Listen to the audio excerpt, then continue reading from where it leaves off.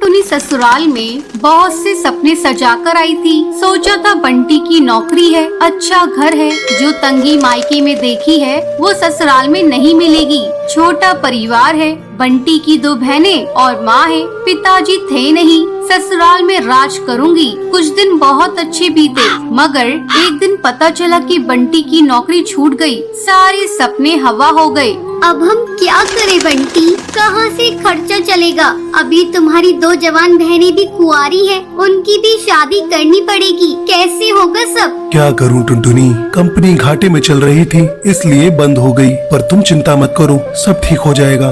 2 साल बीत गए मगर बंटी को कहीं काम नहीं मिला। जो जमा पूंजी थी उससे एक बहन की शादी कर दी। कुछ दिनों बाद टुनटुनी को एक बेटी हुई। टुनटुनी की चिंता और ज्यादा बढ़ने लगी। बंटी, अब हमारी बेटी हो गई है, अपनी इच्छाएं तो मैं मार भी लूं, पर बच्चे की जरूरतें वो तो पूरी करनी ही पड़ेगी ना। जानता हूँ, कोशिश कर तो रहा हूँ। और 1 साल बाद टुनटुनी ने एक और बेटी को जन्म दिया। बंटी की माँ बोली, बंटी, तेरी एक बहन की शादी तो हो गई, मगर बेटा अभी दूसरी भी है, उसका क्या होगा? माँ, ये घोंसला बेच देते हैं, कुछ दिन किराए पर रह लेंगे। मैं क्या करूँ, दिन रात कोशिश में लगा रहता हूँ, पर कहीं काम मिल ही नहीं रहा।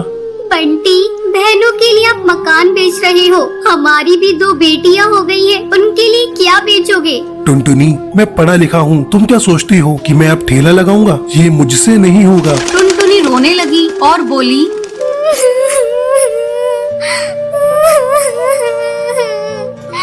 तो क्या मैं अपने बच्चों के लिए 10 रुपए के अनाज के लिए भी तरसती रहूं? दोनों बच्चियां दाने के लिए रोती रहती हैं। क्या पानी से उनका पेट भरती रहूं? जब तक कोई नौकरी नहीं मिलती तब तक तो कुछ कर ही सकते हो, या मुझे ही काम करना पड़ेगा? नहीं, हमारे घर की बहू बेटी बाहर काम नहीं करती। टुनटुनी बहुत दुखी रहने लगी। कुछ समय बाद घर बेचकर दूसरी बहन की शादी भी हो गई। अब तो रोज ही बंटी और टुनटुनी के बीच में लड़ाई रहने लगी। एक दिन बेरोजगारी से तंग आकर बंटी ने आत्महत्या कर ली। टुनटुनी के सारे सपने टूट गए।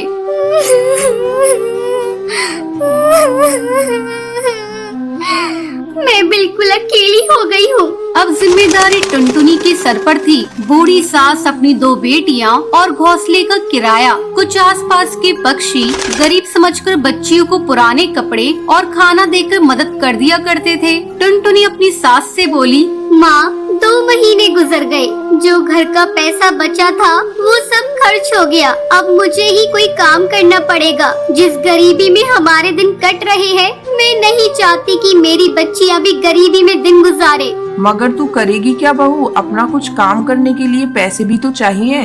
कोई बात नहीं माँ, कोई तो मदद कर ही देगा। टुनटुनी ने सब रिश्तेदारों से मदद मांगी, पर किसी ने कोई मदद नहीं की। सब ये सोचते थे कि ये इतनी गरीब है, कहाँ से चुकाएगी। मायके से भी किसी तरह की कोई मदद नहीं मिली। टुनटुनी निराश हो गई और दुखी होकर रोने लगी।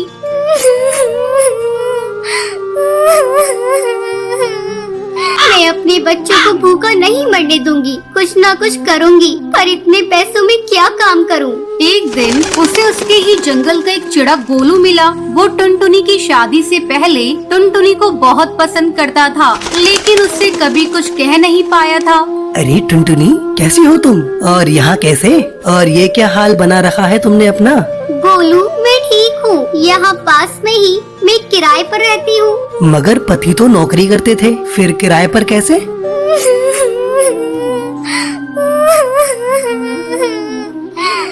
मेरे पति नहीं है, नौकरी छूट गई, घर बिक गया, बहुत गरीबी में दिन गुजार रही हूँ, कोई काम भी नहीं कर पा रही हूँ। मेरे पास केवल 1000 रुपए हैं, उसमें मुझे घर का खर्चा भी चलाना है और किराया भी देना है। मेरी सास बुजुर्ग है और मेरी 2 बेटियां भी है, कोई सहारा नहीं है, सबने साथ छोड़ दिया। कैसे कर पाऊंगी इतने कम पैसों में कोई काम? इतनी चिंता मत करो टुनटुनी, तुम चलो मेरे साथ। गोलू उसे चूड़ियों की थोक रेट वाली दुकान पर ले गया। ये मेरी ही दुकान है टुनटुनी। फ्री में देकर तुम्हारे आत्मसम्मान को ठेस नहीं पहुंचाना चाहता, इसलिए ये 1000 रुपए की चूड़ियां दे रहा हूँ। बाजार में इनकी कीमत बहुत ज्यादा है, पर मैं तुम्हें ये आधे रेट में दे रहा हूँ। लेकिन तुम इन्हें 20 रुपए दर्जन बेचना। ये बहुत सुंदर चूड़ियां हैं। पहले कम बेचना और जैसे ही मुनाफा दिखाई दे 30 रुपए दर्जन बेचना। टुनटुनी बहुत खुश हुई। उसकी सारी परेशानी का हल जो उसे मिल गया था, वो चूड़ियाँ बेचने लगी। चूड़ी ले लो, चूड़ी रंग बिरंगी चूड़ी ले लो, सुहागों वाली चूड़ी ले लो।